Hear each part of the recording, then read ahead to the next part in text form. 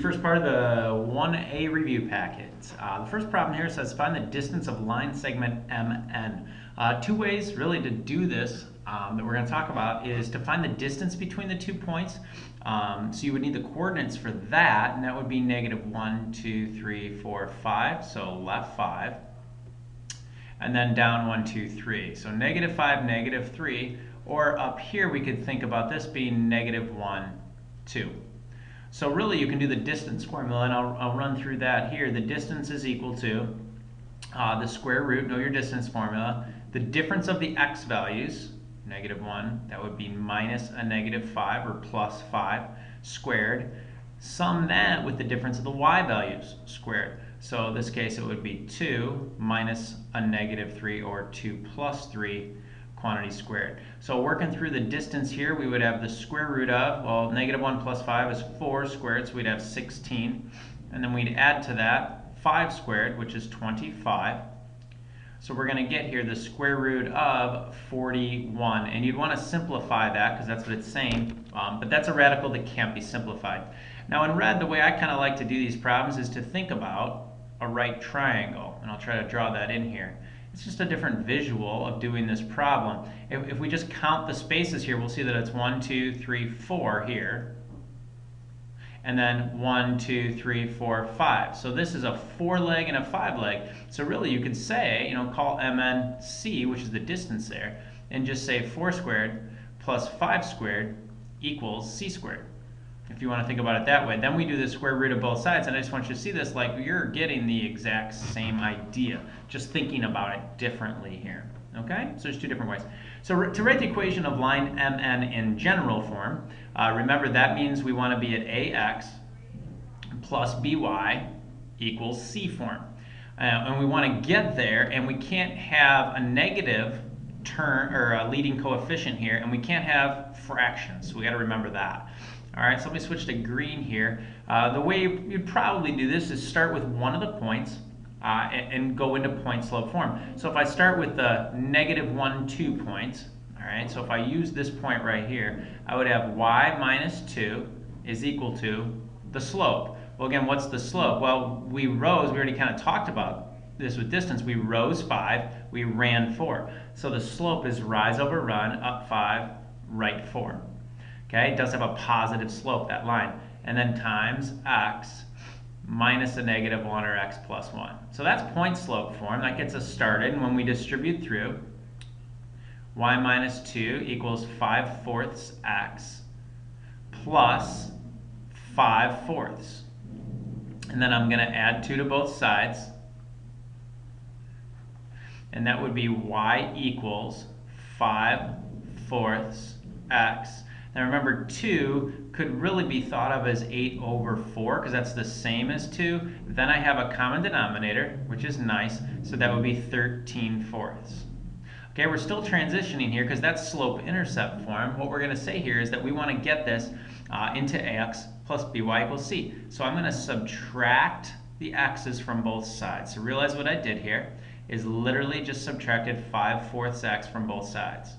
Okay, and then the last step here is we can't have those fractions, and we can't have a leading coefficient that's negative. So I'm going to multiply both sides here by a -4, and I'm going to distribute that through here, and I'm going to multiply by a -4 here. What that's going to do is that's going to create literally just a positive 5x out front here with the -4's canceling. Then we'll distribute through and have -4y. These will cancel here, and we will equal a -13. So the standard form would be right there. Okay, so now we want to write an equation. The next one says write an equation, slope-intercept form for the answer, perpendicular to the one we just did. Well, I'm going to go way back up here to this, and I'm going to say, okay, perpendicular to the one we just did, line MN there, we want to know what the slope was. Well, we know the slope was 5/4. So for this new line, I'm going to use a slope of, instead of 5/4, I'm going to use -4/5. Sorry, that yellow doesn't show up well. Change off that. So this is the slope we want to use, -4/5, and we want to go through point M. Well, point M is the point -1, 2. So here we go. We're just going to go to our point slope form. So y minus 2 is equal to opposite reciprocal slope, -4 fifths. And then in parentheses here we have x minus a negative 1 or x plus 1. That's point slope form, so we're going to go a little bit further. Y minus 2 is equal to negative 4 fifths x, and then distribute through minus 4 fifths. And again, we're almost there. We need to add that 2 to both sides. So we're going to add again, like we did on the other problem, 8 fourths. That's really 2. And we'll have y equals negative 4 fifths x. And this is going to be plus, well, this would be a 4 on top. Oh, I screwed up. Oh my goodness, a math teacher made a mistake.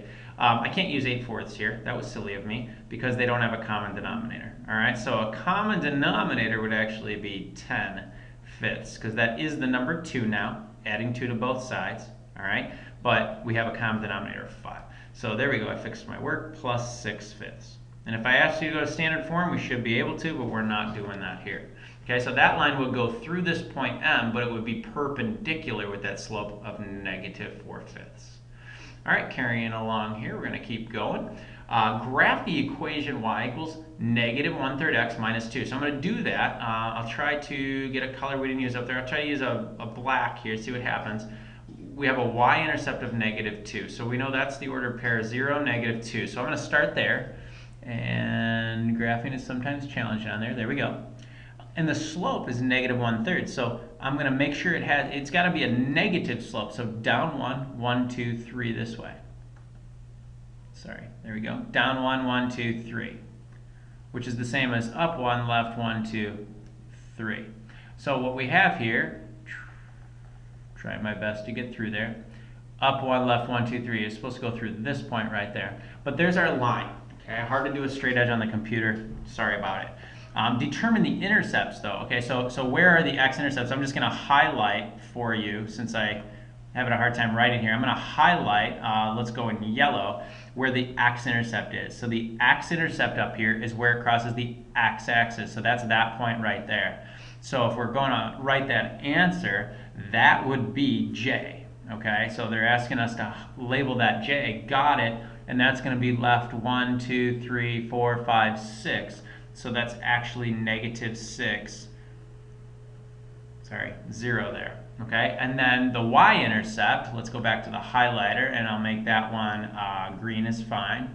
Okay, and then we're going, all right, well, where's the y-intercept? Well, that's where we started when we graphed. So that's the y-intercept right there. So the y-intercept, which we know here, is 0, negative 2. And I should have labeled that with a K as asked here.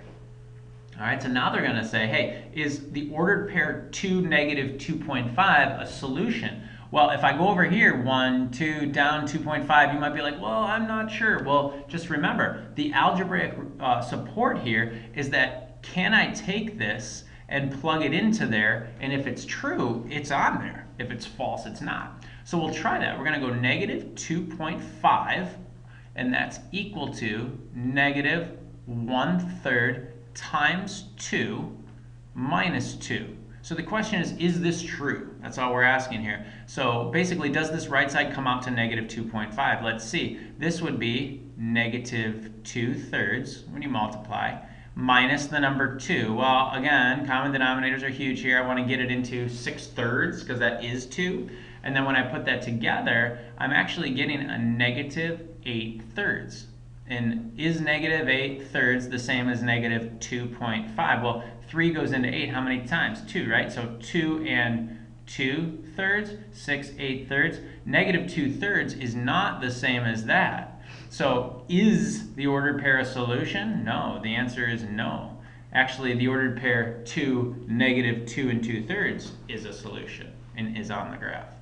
Okay, and then I'm going to go one more problem here before I stop this video. It's getting a little long here.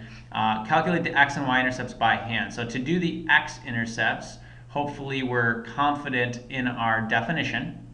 X-intercepts are the x values when y is 0. So if we plug in a 0, we get 0 equals negative 2x squared plus 32. And then we just solve. So negative 32 equals our negative 2x squared. Divide by negative 2 to both sides. You know how to do this. So we are getting, be very careful, you are getting 2 answers.